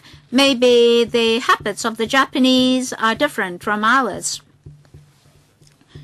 The tenants on upper floors may not treat such upper floor bars as monsters, and sometimes quarrels in OC meetings are even fiercer. So should we regulate these upper floor bars as if they're monsters? I think we should try to advise them in a very modest and gentle manner. Otherwise, they'll go underground. That is, they may become unlawful premises. We might have been very bureaucratic in handling them. We might be treating them as thieves and robbers.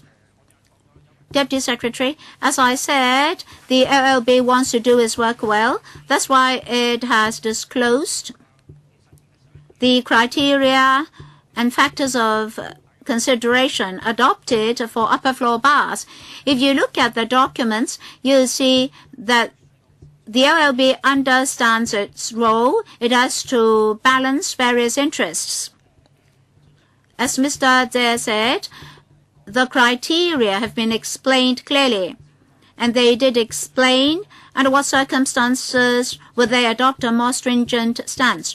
The LLB studies each and every case. I believe the factors of consideration are not hard and fast rules. I believe wherein when necessary, the LLB will review the guidelines and make amendments in future.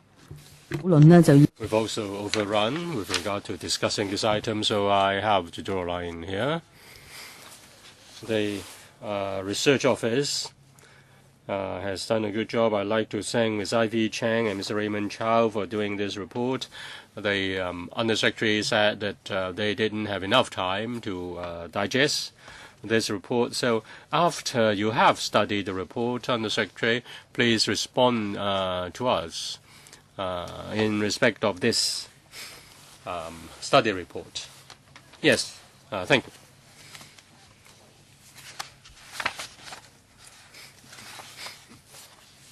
Whether you are FC members or GCM members,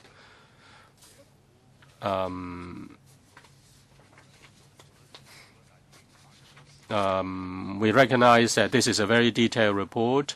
Can we discuss this report? And when we discuss this report, do we not also allow people of the trade to come along to give their views so that they can see what's being done by the Secretariat, and the administration can also consider their views? I think Mr. Chang, concerning this report, we have already put the report on the internet, and we wait for the written reply of the Bureau. and then we can put it on the list and see if we can put up a hearing. We can invite people of the trade and also the local people to come along to give their views so as to improve the system. This is a very good report. Now, Canada, UK, Australia are very different from Hong Kong. On the contrary, Tokyo is very much like Hong Kong. The residential buildings and commercial buildings are mixed together. Maybe we can also, the research office can also look into the situation in Japan. In Japan, they don't have any liquor license. They don't need to get a liquor license. They only regulate the sale of liquor in 7-Eleven, in the convenience stores and also supermarkets. I think you can refer to paper 1.2.5. Taiwan and Japan are mentioned there. Chairman, if I may make two quick points concerning this report. The report doesn't have any recommendations. So, Chairman, how should we respond to that report? The report is just descriptive. It is just a description of the different things done by different jurisdictions. There are several issues studied by in this paper, say risk assessment. In fact, we've discussed that with the Secretary. Risk assessment in New South Wales, they adopt risk assessment on a district basis. Is it a reference? And also the liquor licensing issuing authority. What is the what should be the composition of the LLB?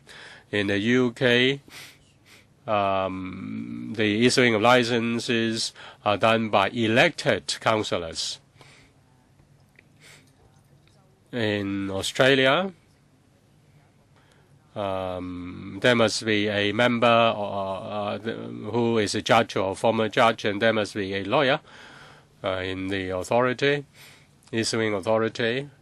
And also there are issues of upstairs bars, and also there is issue of complaint mechanism. There is no complaint mechanism for dealing with the conflicts between the licensed premises and the residents. There is room for discussion. As for 1.2.5, since there is no information in English, they do not mention Japan. Well, simply because they don't have any thing in English, and we exclude that. We can exclude that. The research office, will you be able to do research on Japan? As we said, when we submitted the the study outline, we considered whether we could study other Asian cities. Now, they have a liquor license for taxing, for tax purpose. It's not for regulation of sale of liquor. So they don't have regulation. So we therefore do not study Tokyo. Chairman, if I may ask one more question. I just want to clarify this. Concerning the amendment, is it endorsed by the panel? There is no need to endorse the proposals. After gazetto, then it will be put before the House Committee, and then the House Committee will consider whether a subcommittee will be set up. If I may thank the Undersecretary and also Mr. Wong and Ms. Young. Okay, we move on. Let us make good use of our time. This is the last item on the agenda, and that is proposed amendments to the Veterinary Surgeons Registration Ordinance, Cap 529. This is to the briefing on the result of the consultation and also legislative proposal, and in particular the expansion of the membership of the VSV Veterinary Surgeons Board, and also simplifying certain arrangements. We have to hand over the venue at 4:30 sharp, and therefore we need to make good use of time. The Undersecretary, please be brief in introducing the paper. Thank you, Chairman. I'll be quick. Concerning the VSRO CAP 529, we want to make some amendments. We want to seek your support. The Veterinary Surgeons Board is set up under the VSRO responsible regulation, registration, and exercise of disciplinary control on registered veterinary surgeons. It was enacted in 1997. The number of vets registered increased from 150 to 720 since 1997 when the law was enacted. There are more and more vets and more clients for vets, and the number of complaints has been increasing and cases have been more complicated. Despite the board having added more resources to handle complaints, introduction of administrative measures to speed up the handling process, because of the current structure and modus operandi, the board is not able to cope with the demand. In 2012, the administration, together with the board, have conducted a review and have made recommendations in two major areas, and they are expanding and strengthening the membership of the board and streamlining the complaint handling procedures of the board. On these proposals, we have consulted the stakeholders covering all registered vets in Hong Kong and the relevant professional bodies. During the consultation period, the majority of the views support the proposals. In November 2012, we briefed the panel on these proposals, and deputations were invited to attend the meeting, and they gave their views. They generally supported the proposals. After the consultation with the public and after consulting the board, the administration has now come up with the amendments. They cover two major areas concerning expanding and strengthening membership of the board. We propose to improve the membership by broadening its representativeness.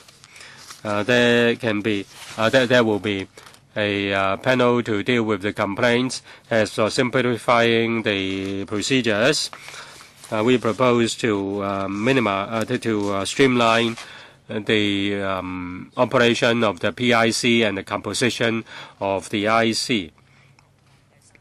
And we believe the proposals will be helpful in enhancing and improving the structure and operation of the VSB, and it will also encourage the profession to be more active in regulating their affairs within the profession, and that will also enhance the capability of the VSB in handling complaints.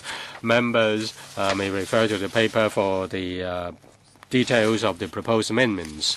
I'd like to invite members to give their views and also solicit their support for introducing the amendment bill in the 2013-14 session. Thank you. Thank you, the Undersecretary. May I welcome Dr. Sid and Dr. Yang, apart from Mr. Wong, Ms. Mac, Ms. Alice Mac, Mr. Chen Chi-chen, Mr. James Toh, and myself have questions. 4 minutes each. Questions and answers together. Ms. Mac, I support strengthening the board in respect of conducting regulation of vet My dog, not myself, was brought to the vet yesterday. It was expensive. Well, animals don't talk, and they need experienced vets to check on them and to discover what's wrong with them. Many members of the board are registered vets. The increase in number of clients or client representatives, the user representatives, have not increased quite that much. In terms of the users, can there be more representatives? As users, we have certain expectations.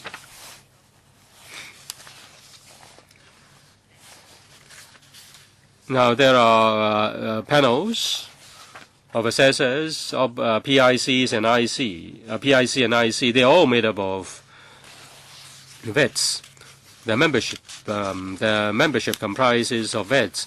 So, do users have a say? The Under Secretary, if you look at our proposal, in terms of registered vets, we've added 6, altogether 12. Those representing users or interests of persons who utilize veterinary service, the number is increased from 2 to 5. So that is an increase. The increase is to maintain a suitable proportion between registered vets and non-vets. We've made reference to overseas practice. And generally, for this type of bodies, the proportion is roughly similar. In our consultation, the majority were in favor of the present ratio, and they said that it was effective. Mr. Chen Chi-chun, the law was enacted a long time ago, 1997. There were only 150 vets. Now the number has increased by 4 times. At that time, number of complaints 100, or rather 8, and now on average 50 per year. Concerning complaints, that was rather broad. Can you have more breakdown, say types of complaints? How were they handled, and what were the ruling? A question was asked by Mr. Chen Kan in 2012, 2 years ago. Will the Bureau provide more detailed statistics on the complaints, more breakdowns? The second question is on composition of the board, para 12. The term of a member will not be exceeding 3 years and can be further appointed for another term. Will they be reappointed a term after a term after a term and forever? And as for incumbent members, how long have they been reappointed? Will you consider appointing academics? And concerning those who represent interests of persons who utilize vet services, how do you find them? Will they represent animal rights organizations? And the Secretary will furnish Mr. Chan with the supplementary information after the meeting. That is the details. As for his second question, that is non-vet members, I'd like to thank Mr. Chan for his suggestion. We can include scholars. We do have scholars among the incumbent members. Scholars can offer invaluable advice to the board. We do attach importance to those views. As for the animal welfare organizations, we'll also consider them. What about the term of office? Unlimited reappointment? As for the term of office, as far as I understand, is similar to all other similar public bodies. That is, after 3 plus 3 years, there can no longer be any reappointment. But here you say reappointment is possible. That is reappointment for another 3 years. So you mean only 2 3-year appointments? Yes, that's correct. For any government appointments, at most it can be 6 years. So you should make it clear as 2 terms, 6 years in total. What about the incumbent members? Anybody serving more than 6 years? Well, even for incumbent members, maximum 2 terms also, 3 years each. Well, you haven't answered Mr. Chan Chi-chun's questions. How did you select the users of veterinary services? Are they recommended by organizations or are they individuals? They're individuals. Now is my turn. I very much support this reform of the board. Now you propose to add members to the board. For registered vets, on top of the 6 to be appointed by the Bureau, you get another 6 to be elected by registered vets. Well, the CE is to be elected. So how is the election to be conducted? According to paragraph 14 of your paper, you say that in future there will be subsidiary legislation on elections. I hope that the elections will be democratic. I don't know why you use the word elect. Is it that, well, will there be any requirements in terms of years of service? What about seniority? Will that count? Will that affect the chance of being elected? So maybe you can answer these questions in a moment. As for the users of veterinary services, here you have 5 places. Any room for turning all appointed seats to elected seats? Can you enhance the degree of democracy? Is it that you have some people in mind and you would like to include them in the board? In that case, you'd better tell us what organizations or individuals you have in mind. Or maybe, coincidentally, my neighbor is a civil servant who keeps a puppy. Well, will you select him, for example? Thank you, Dr. Wong. For this election, our initial thinking is that we'll act on the opinion of the sector and relevant bodies. That is, vet organizations will recommend people to be appointed to the board. As for the whole system, you asked whether we're fair and just. You also asked for other details. In the next round, we'll come to let you again with those details. That is, when we have got those information. Those particulars will be in the subsidiary legislation. Well, that is how organizations will elect representatives. Well, we'll put that in the subsidiary legislation. As regards fairness and justice of our elections, they'll be reflected in the details of the subsidiary legislation. Basically, all the registered vets will elect among themselves 6 representatives so as to give the profession more room for participation. You mentioned qualifications. I believe we'll keep an open mind on that. So basically, we won't set restrictions. As for the details, let me repeat that we'll display them to members by way of subsidiary legislation such that members can comment on them. When compared with other jurisdictions, I mean the more advanced jurisdictions that attach importance to animal welfare, are we in any way different from them? Doctor said, we refer to the UK, the USA, and Australia. The composition of the board is similar. We took reference from them before we put forth these recommendations. Mr. James Toh and then Dr. Kenneth Chan. Thank you, Chairman. For the proposed increases in number and the number of persons representing consumers' interest, I support the proposals of the Bureau. But I have a number of questions. Now you have 600 odd vets registered. Will there all graduates of other jurisdictions? Because in Hong Kong, we don't have any program for them. We'll look at the major trend globally. Why can't we have, or why can't we start with a small-scale training program for people to obtain veterinary qualifications? Earlier, I heard that, is it CTU, would like to start a program, but the government said that that's not necessary. We can rely on vets from other jurisdictions. But there are local demands.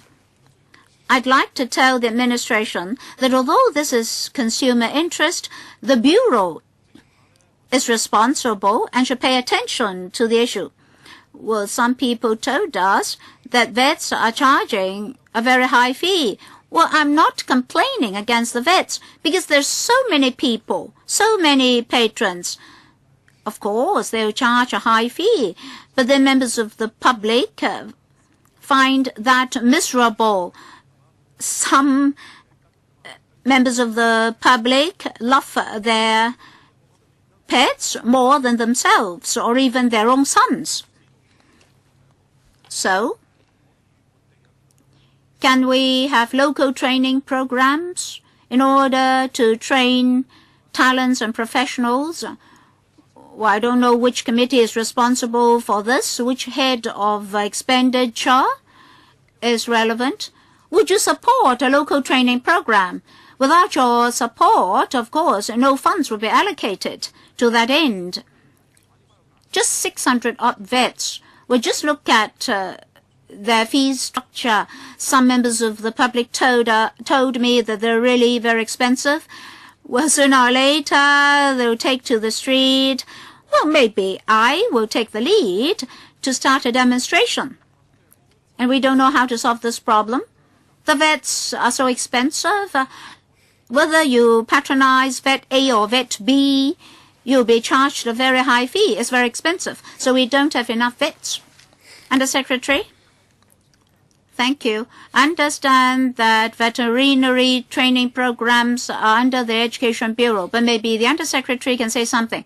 I'll defer to the Deputy Secretary. From a macro point of view, should we place educational resources on the training of vets? As the chairman said, is something for the Education Bureau and the UGC to consider. That's within their terms of reference.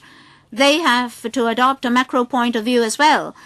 We do offer our advice, but we only look at supply and demand of vets. As for assessments conducted by us, we had examined data from professional bodies.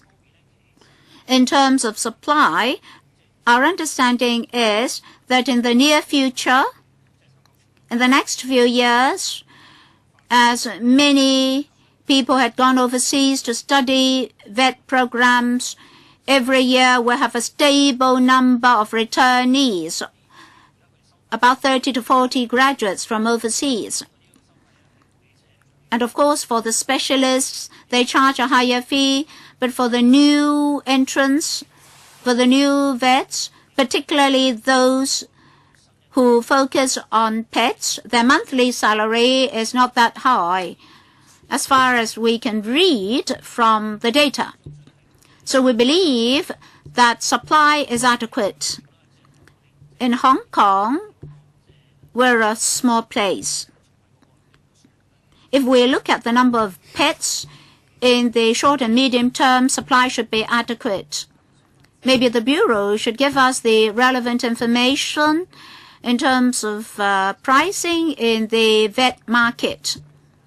Well, final question. Well, time is limited, so 3 minutes for Kenneth Chan only. We have to hand over the venue to another meeting. That should be all right. We had public hearings some feds and deputations came. By and large, they supported the direction of reform. I find it strange why they had waited for so long before coming back. A number of colleagues followed up on that. For example, on the term of office, it's confirmed that maximum is 6 years, and then they have to take a rest before returning. So basically, maximum 6 years. That is government policy. For any committee, a committee member can only serve the maximum tenure of 6 years. But Mr. Wong Yun-fai has been chairing the Town Planning Board for a prolonged period of time. It's said that nobody else was willing to take up the chair. Well, I'm concerned that after 6 years, they can tell us nobody is willing to take up the chair, so the incumbent chairman will get a reappointment for 3 years and then another 3 years.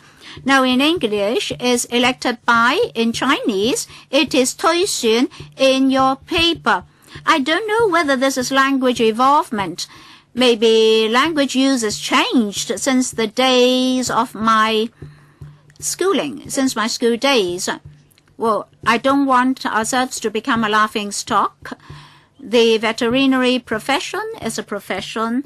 I hope that the electoral method will be fair, just, open, and reasonable. If you are to introduce subsidiary legislation to this council, when they prepare for the exercise, they should tell us the relationship between the two. I'm worried that they'll give us the rough framework first before giving us the details, and then the reform of the board may be delayed. So these are my suggestions for the Bureau. Any response needed? I don't think so.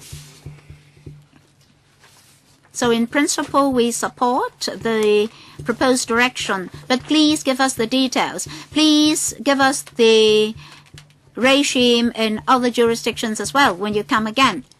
So thank you very much, officials, for attending.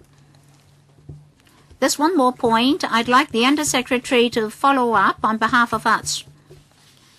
In the table, there are a number of issues: regulation of pet transactions, inspections of liquor licensed premises, regulation of columbarium facilities, etc.